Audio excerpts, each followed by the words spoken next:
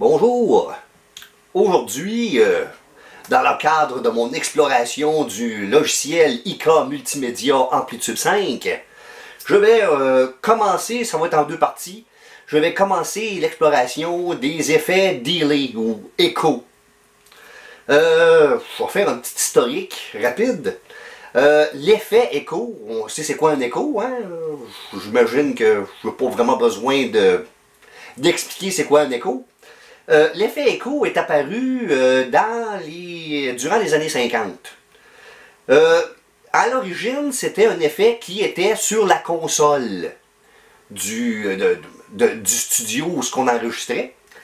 Et il s'agissait d'un appareil relativement, pas dire même très encombrant, le principe c'était que il y avait un appareil sur l'appareil pour enregistrer, il y avait deux têtes non, il y avait une tête pour enregistrer et une tête pour écouter. C'était deux têtes séparées sur le même ruban. On appelle ça des... L'ancêtre, les premiers échos, on appelait ça en anglais tape echo ou en français un écho à ruban. C'était un ruban, un peu comme une cassette, comme il a déjà existé, ou comme des cassettes VHS, un ruban magnétique. Et comme je disais, il y avait une des têtes qui enregistrait sur le ruban et l'autre qui le lisait. Et à un moment donné, ils se sont aperçus que quand les deux têtes ne sont pas alignées exactement, il y a comme un écho, un délai, d'où le nom de delay en anglais. Un délai entre le son original et le son tel qui est écouté par la deuxième tête. Puis là, suivant, on s'est aperçu par après, les machines se sont un petit peu plus élaborées, puis on pouvait décider quelle est la distance entre la tête d'enregistrement et la tête d'écoute. Okay? Fait que là, c'est ça qui décidait combien de secondes, ou de millisecondes même, devrais-je dire, parce que généralement, c'est en millisecondes, ou MS, en plus court, c'est en millisecondes que c'est calculé entre le son original et le son delay ou l'écho. Fait que, ensuite de ça, vers la fin des années 50, il a commencé à sortir des machines qui étaient plus ou moins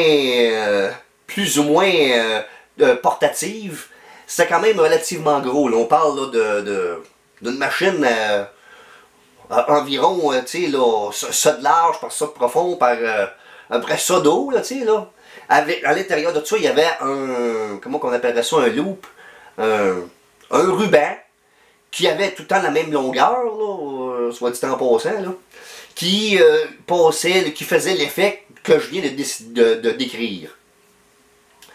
Avec le temps, il y a le ruban s'use, hein, surtout quand dans un studio ou quelque chose du genre, ça prend pas de temps que le ruban commence à vieillir prématurément à force de rejouer, hein, on sait que ça fait... les personnes qui ont connu ça, des cassettes audio ou les cassettes VHS, on sait qu'il y a une dégradation. Et avec le temps, ça l'a rajouté comme une espèce d'effet de plus dans l'écho en même temps. Et de là que les échos modernes, ils ont des fois des effets supplémentaires qui servent à imiter la dégradation du ruban en question. La première à mettre cet effet-là dans un amplificateur, c'était un ingénieur électronique du nom de Ray Butts, R-A-Y-B-U-T-T-S, qui travaillait souvent avec la compagnie Gretsch, entre autres, qui avait embarqué une de ces bébelles-là dans un amplificateur à lampe du temps. Il me semble que c'était en 1959. Je ne suis pas sûr à 100%, là, mais il me semble que c'était en 1959 que c'est apparu cet effet-là dans un... par après, il y en a eu d'autres qui... par après, on a inventé de l'électronique. On n'avait plus besoin de lampes ou d'artifices de ce genre-là. Et on s'est mis ensuite à faire des échos électroniques ou solid state en anglais, qu'on appelle totalement électronique, mais qui avait encore plusieurs des effets ou le son ressemblait encore beaucoup à un tape, un écho à ruban. Ensuite, ils sont arrivés avec ce qu'on appelle un digital delay. La différence, entre guillemets, entre un digital delay et un analog delay ou un tape delay, les analog delay et les tape delay étant les premières versions de ça, c'est que à chaque écho à chaque fois que l'écho revient, parce que là, on pouvait mettre plus qu'un écho, tu sais, c'est pas rien qu'un seul écho, on pouvait mettre 3, 4, 12 échos après la note originale, c'est que chacun des échos avait un petit peu moins de mordant à chacune des répétitions de l'écho en question. Les effets de digital delay n'ont pas cet artifice-là. Chacun des répétitions a exactement la même tonalité que le son original. Fait que c'est pour ça qu'il y a des gens qui préfèrent un ou qui préfèrent l'autre, ou que dans certaines situations, ils préfèrent un plus qu'un autre, là. Grosso modo, c'est ça. Et généralement aussi, les digital delay ont un délai relativement long, là. Généralement, un delay, un écho à bande, ou à ruban, devrais-je dire, excusez, un écho à ruban ou un écho analogue ont généralement ça monte pas vraiment plus que genre une demi-seconde ou 500 millisecondes. Grosso modo, c'est bien rare que ça monte au-dessus de ça. En ce que dit qu'avec les digital delay, ça peut monter jusqu'à 2 secondes. Ça veut dire qu'on peut faire une note, puis l'écho apparaît 2 secondes après que celle-là, ça peut faire spécial. Généralement, sur les boutons, tout, comme on va voir, il y a le temps en millisecondes de l'écho, et il y a généralement le nombre d'échos qui va suivre ensuite. Combien de fois qu'on va avoir l'écho. Donc, je vais vous présenter ça présentement. Donc, encore une fois, je vais faire ma démonstration en employant une émulation d'un Fender, un Fender Super Reverb des années 60. Contrairement aux autres démonstrations que j'ai fait, j'ai fermé complètement le reverb sur cette émulation-là. Pour être sûr qu'on entend bien simplement les delays. Donc, la première pédale, ça se trouve être un Maestro Echoplex EP3 qui est apparu en 1970. On était déjà rendu à utiliser c'est la première version totalement électronique de cet effet-là. Comme je vous disais, c'était quand même les dessins ne sont pas exactement au même à la même dimension, comme on pourrait dire, parce que ça serait tellement gros que ça prendrait quasiment la place de 3 pédales ici, là. En réalité, là, tellement que c'est gros, là, c'était gros cette emmanchure-là. Bon, c'est ça. Donc, là-dessus, sur ça ici, ça se bouge. T'as une espèce d'aiguille avec une gradation. Ça nous dit le temps en millisecondes. Là, ici, toutes les pédales qui sont là, je les ai toutes réglées à 375 millisecondes. Ici, sur cette pédale-là, le sustain, on appelle ce potentiomètre-là s'appelle sustain. C'est le nombre d'échos après le son original. Et le volume, ben ça le dit, le volume de l'effet en tant que tel. Donc, je vais jouer quelques petites choses sans l'écho.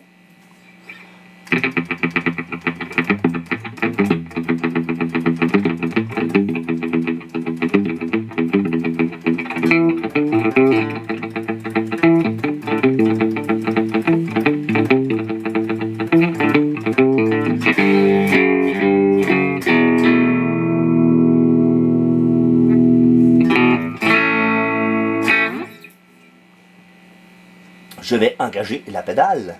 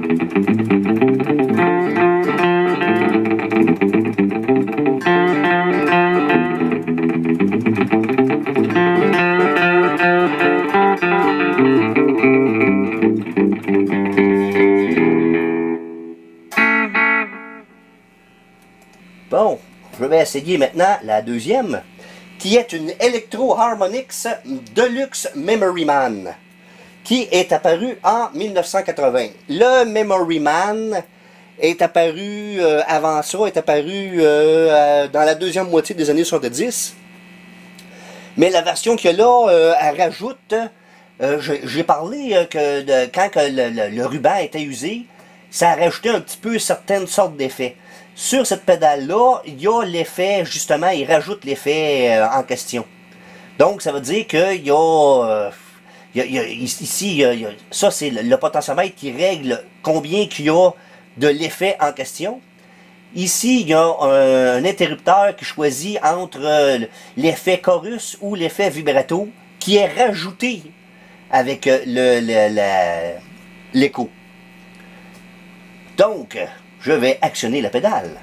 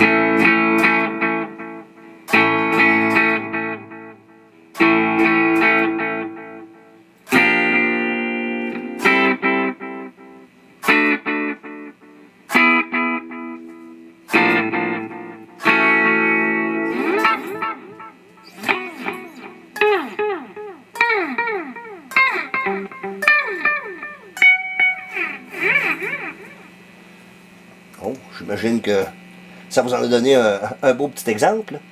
Celle-ci est la Boss DD3 ou Digital Delay 3 qui est apparue en 1986.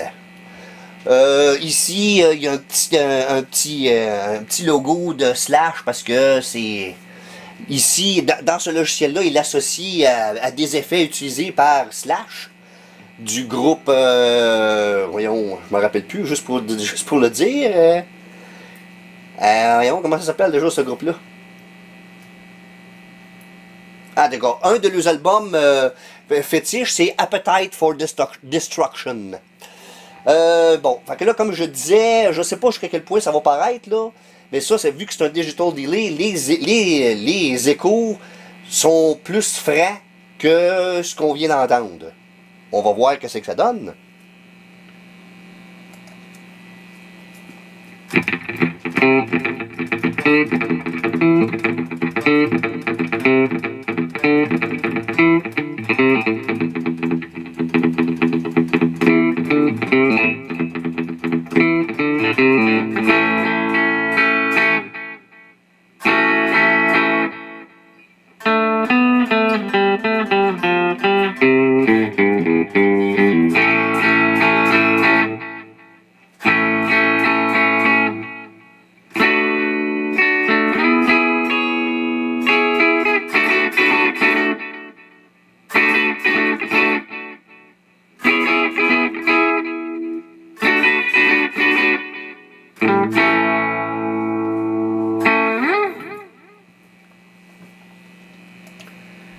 la dernière pédale, c'est une pédale totalement générique.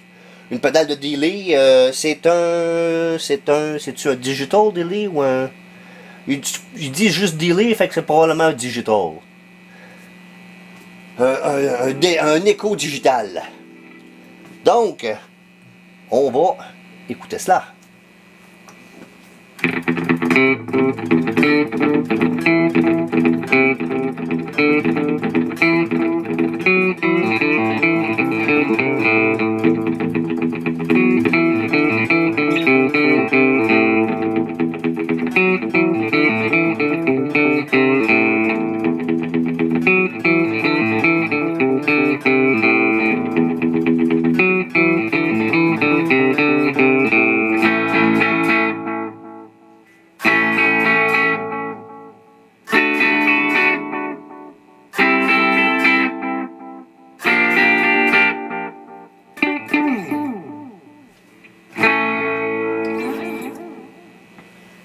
Bon,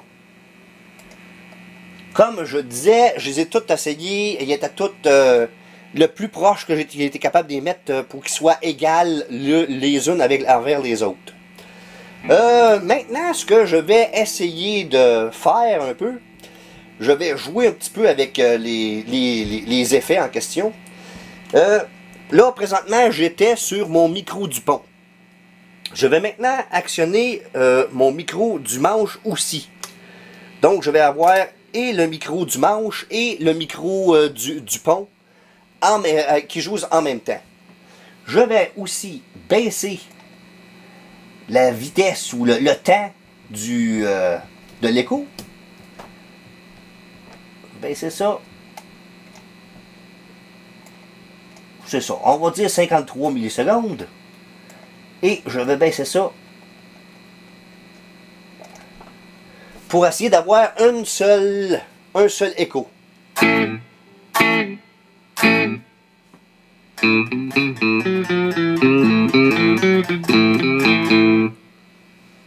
Faudrait qu'il y en ait plus.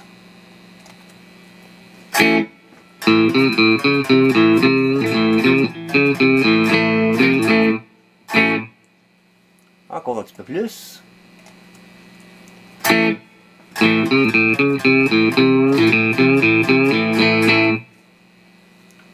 On va agrandir le temps un petit peu.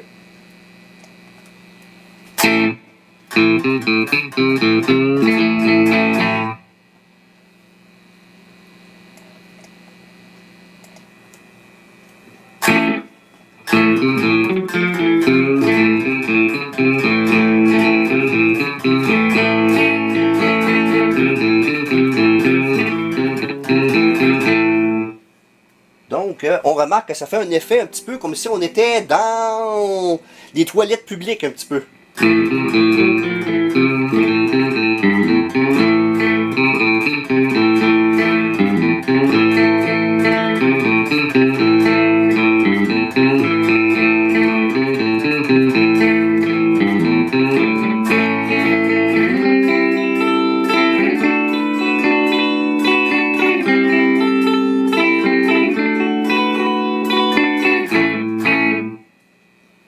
Je vais enlever la pédale pour qu'on entende bien la différence.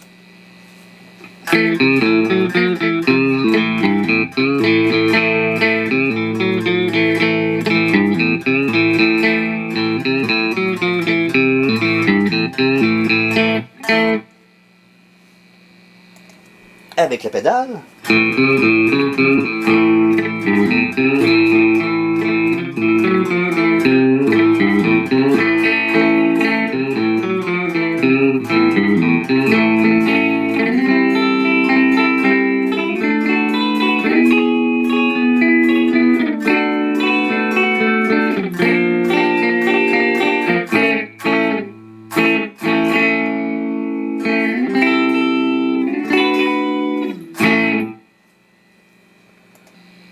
Sans la pédale.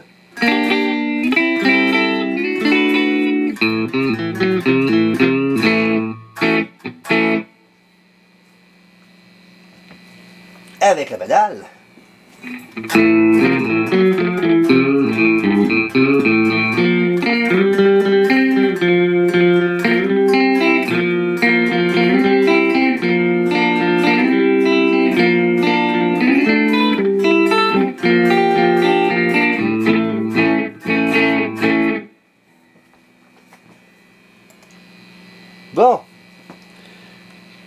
On va dire que c'est suffisant pour cette pédale-ci. Je vais maintenant jouer un petit peu avec la prochaine. Je vais entre autres engager les effets que je disais qui allaient avec l'écho en question. Donc voici l'écho sans effet.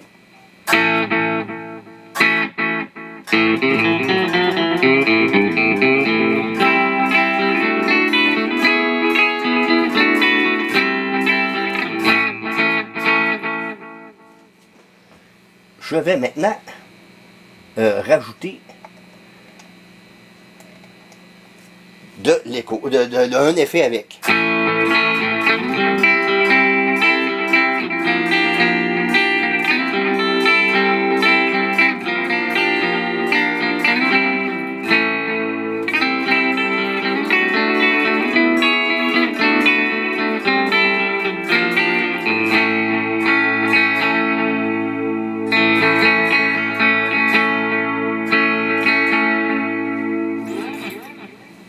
Je vais redescendre ça à 0.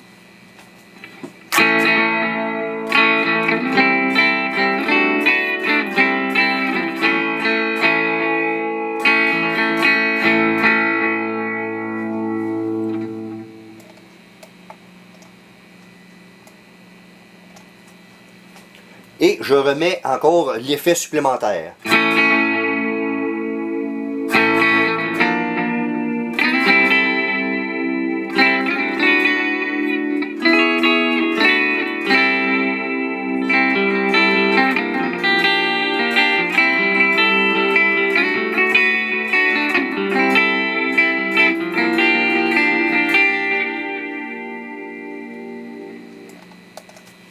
Sans l'effet supplémentaire.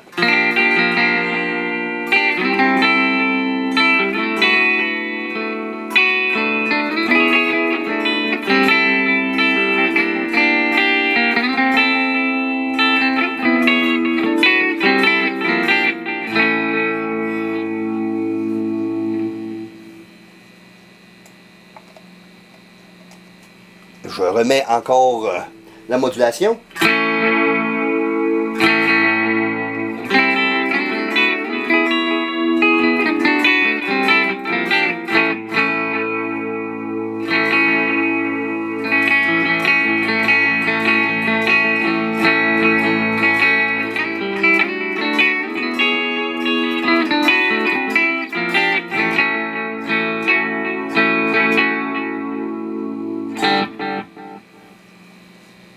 Bon, oh, je l'ai mis à 50, on va voir que ça donne à 100.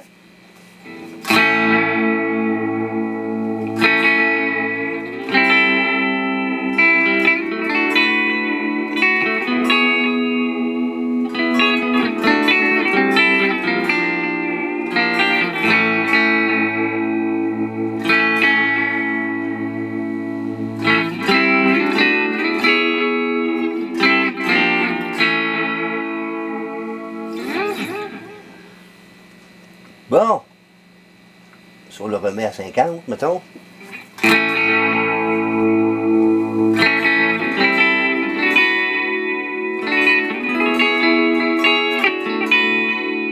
Probablement que les vrais tape écho étaient pas, il n'y avait pas plus de distorsion, pas de distorsion, mais de modulation que qu'est-ce qu'il y a présentement là.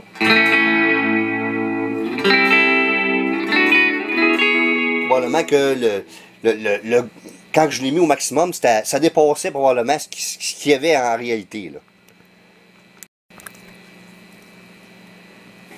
Bon.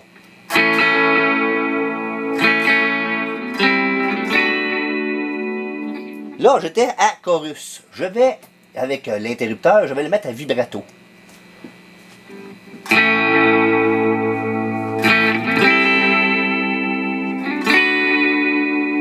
Là, ça fait comme un oui, oui, oui, oui, oui, oui, oui, oui, oui.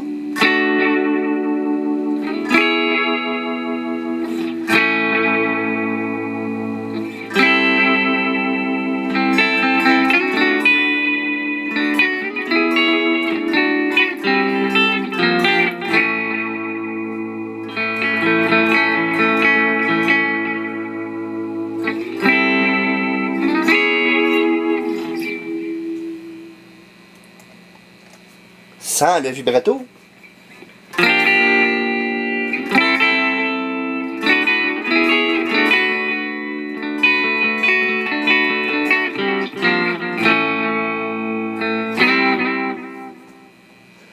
Et je vais remettre le vibrato, encore une fois, des alentours de 50%.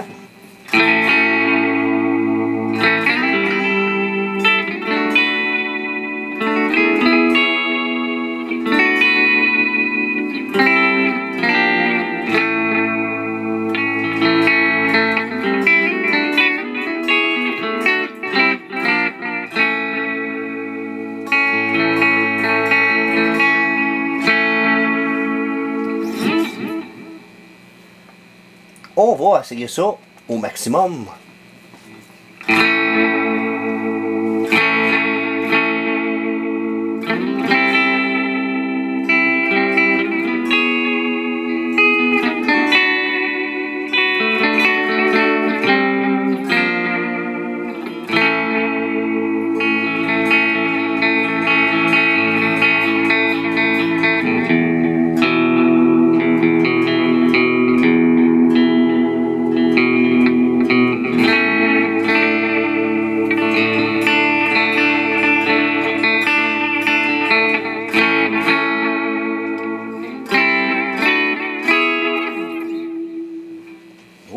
Je vois que j'avais oublié de recharger mes batteries. On va enlever celle-ci. Maintenant, je vais faire... là, j'étais à 375. On va voir. Là, ça peut aller jusqu'à 800 millisecondes. On va voir que ça fait à 800 millisecondes.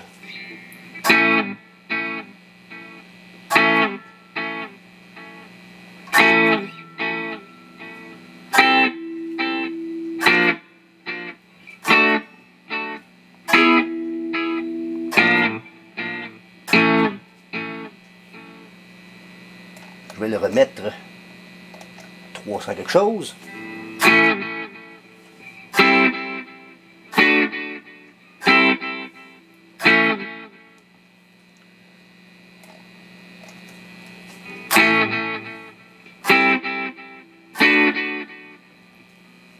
Je le remets à 800.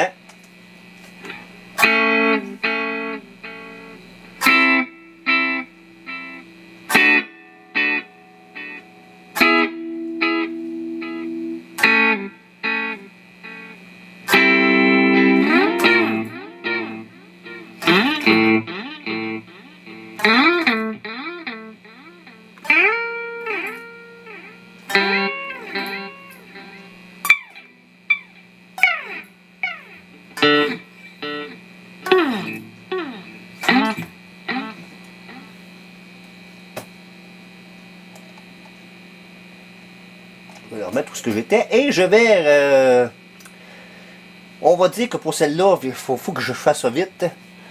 On va dire que pour celle-là, ça va être... On va arrêter ça là. Et on va aller avec la dernière ici, qui va... Ah, voyez-vous, ça monte même jusqu'à 2 millisecondes ou carrément 2 secondes.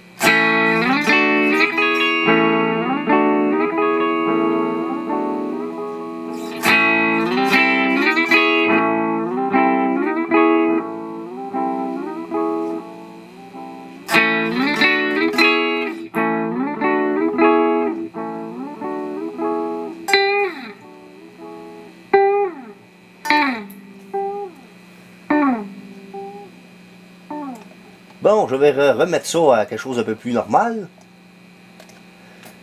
Et je vais maintenant augmenter le feedback, ou le nombre d'échos.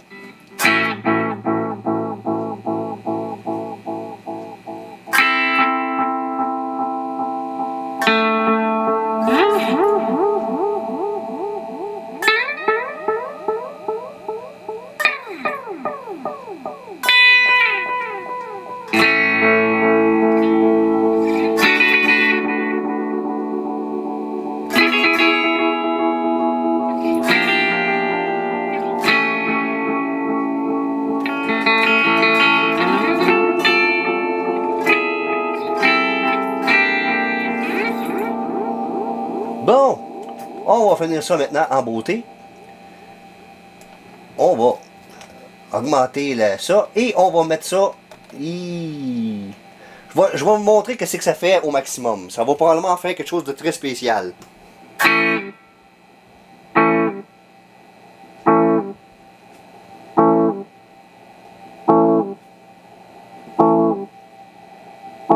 Comme si ça n'arrêtait plus. Pas si vous comprenez.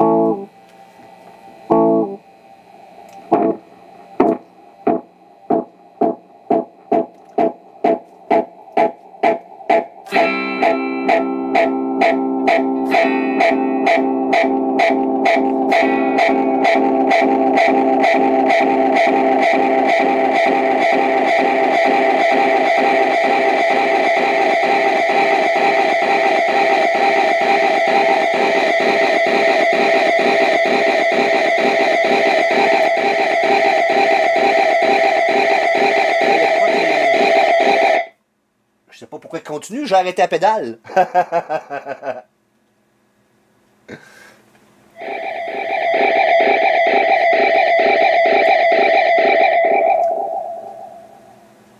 Comme vous pouvez voir, ça fait de quoi de très très spécial et ne pas nécessairement très utile là, quand on met ces deux potentiomètres là au maximum. Donc, on va dire que pour ma démonstration d'aujourd'hui, on va dire que ça va être suffisant. De un, je n'ai plus de batterie. Et il ne me reste plus qu'à vous dire le mot de la fin.